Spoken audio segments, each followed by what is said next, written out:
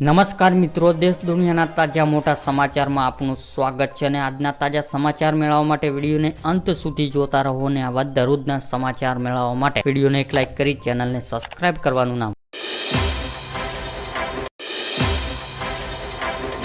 ભૂલતા। પરેશ ગોસ્વામી અને હવામાન વિભાગે આગાહી કરી છે એટલે કે મિત્રો ગુજરાત અત્યાર સુધી મેઘરાજ્યે વિસ્ફોટની બેટિંગ કરીને અનેક વિસ્તારોમાં પાણી કરી નાખ્યા છે। શહેરો સમુદ્ર બની દીધા છે અને સોસાયટીઓને સરોવર ફેરવી નાખ્યું છે। અનેક જગ્યાએ ખેતરોને જળબકાર થઈ ગયા છે તો બજારોની બેટીન બનાવવા દીધી છે। પણ આ તો ચોમાસા મેઘરાજની પહેલી ઇનિંગ હતી, જે બીજી ઇનિંગ મેઘરાજ ક્યાં તાંડવ મચાવી છે તેની આગાહી હવામાન વિભાગ અને અંબાલાલે કરી છે। જ્યારે કેવો રહેશે વરસાદ, તો હવામાન વિભાગે આગાહી અનુસાર રાજ્યમાં વરસાદનો જે માહોલ રહે તેવી શક્યતા છે અને આગામી 4 થી 5 દિવસ બાદ વરસાદનું જોર છે તે હળવું થવાની સંભાવના પણ વ્યક્ત કરવામાં આવી છે।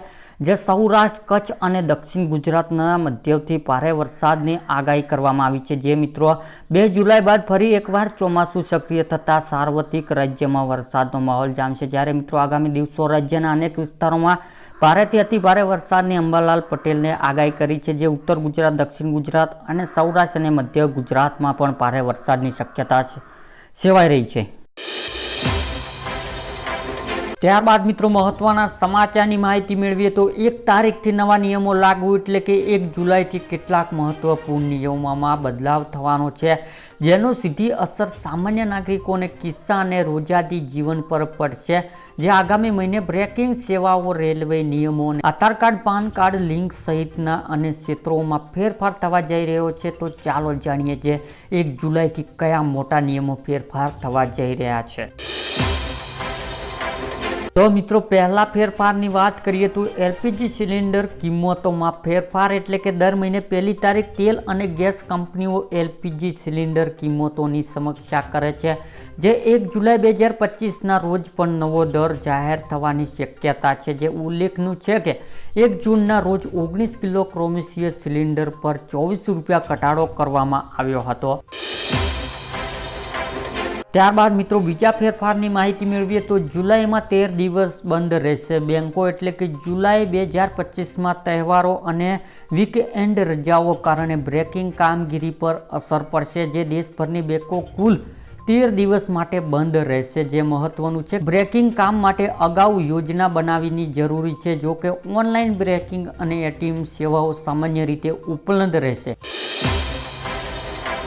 ત્યારબાદ મિત્રો ત્રીજા ફેરફારની માહિતી મેળવીએ તો પાન કાર્ડ માટે હવે આધાર કાર્ડ આવશ્યક એટલે કે 1 જુલાઈ 2025થી પાન કાર્ડ માટે અરજી કરવા ઈચ્છતા વ્યક્તિઓ માટે આધાર કાર્ડ ફરજિયાત બનશે। જે central board of direct tax દ્વારા લાગુ કરવામાં આવેલા નવા નિયમો અનુસાર આધાર વગર પાન કાર્ડ માટે અરજી શક્ય નહીં રહે। ત્યારબાદના ફેરફારની માહિતી મેળવીએ તો મિત્રો એટીએફ, સીએનજી અને પીએનજી ભાવમાં પણ ફેરફાર શક્ય એટલે કે 1 જુલાઈથી એર ટર્બાઇન ફ્યુલ અને પીએનજીના ભાવમાં પણ ફેરફાર થઈ શકે છે। જે એટીએફના ભાવમાં વધશે તો હવાઈ મુસાફરી મોંઘી બની શકે છે, જ્યારે સીએનજી અને પીએનજીના ભાવમાં વધઘટ સીધો અસર વાહન ચાલકોને બજેટ પર પડશે। ત્યારબાદના મહત્વના સમાચારની માહિતી મેળવીએ તો મિત્રો ખેડૂતોને રાહત અંત આ તારીખ ખાતામાં આવશે। જે પીએમ કિસાન યોજનાનો જે 2000 રૂપિયાનો હપ્તો, જો તમે પણ પ્રધાનમંત્રી કિસાન યોજના લાભ લો છો તો આ અઠવાડિયાના તમારા માટે સારા સમાચાર લાવી શકે છે।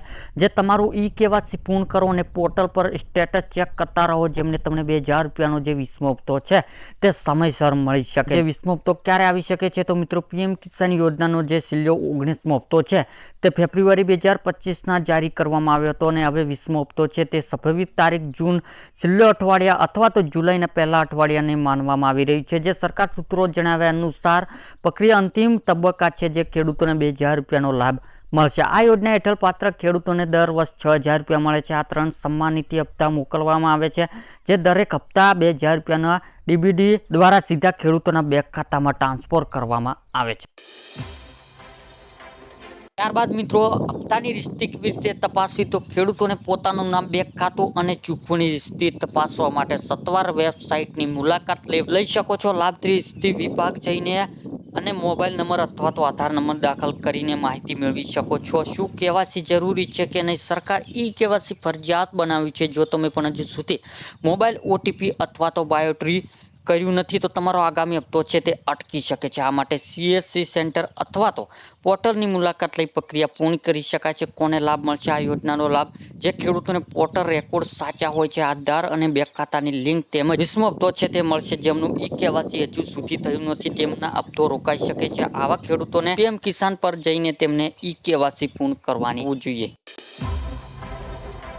ત્યારબાદના મહત્વના સમાચારની માહિતી મેળવીએ તો 2 લાખ રૂપિયા સુધી લોન માફ. એટલે કે એક માહિતી અનુસાર ગુજરાતમાં કુલ 53,20,626 ખેડૂતો આ યાદીમાં નોંધાયા છે. તેમાંથી 29,28,639 જે ખેડૂતો છે તે 2022-23 વર્ષ દરમિયાન એટલે કે 31 જાન્યુઆરી 2023 સુધી એટલે કે માત્ર 10 માસમાં કુલ કૃષિ માટે કુલ 98,285 કરોડ લોન લીધેલી હતી. ભલે દરેક ખેડૂતોએ બધા ઓછા પ્રમાણમાં ખેતી માટે લોન લીધેલી છે, પરંતુ તેમનો સીધો અર્થ એ થાય છે કે ગુજરાતમાં દરેક ખેડૂતોને માથે 2,63,595 રૂપિયા દેવું છે. આમ સતત વધી મોંઘવારીના કારણે ખેડૂતોને દિવસે દિવસે દેવાદાર બનતો જાય છે. જ્યારે તેલંગાની સરકાર ખેડૂતોને 1 લાખ રૂપિયા સુધી દેવું માફ કર્યું છે, જેના કારણે ગુજરાતમાં દેવા માફી મુદ્દો છે તે ફરી એકવાર ચર્ચામાં આવ્યો છે. જ્યારે મિત્રો સરકાર ખેડૂતોને 2 લાખ રૂપિયા સુધી દેવું માફ કર્યું છે, પણ ખેડૂતોને દેવા મુક્ત થઈ શકે ગુજરાતના લાખો ખેડૂત દેવાના ભારમાંથી મુક્તિ મળી.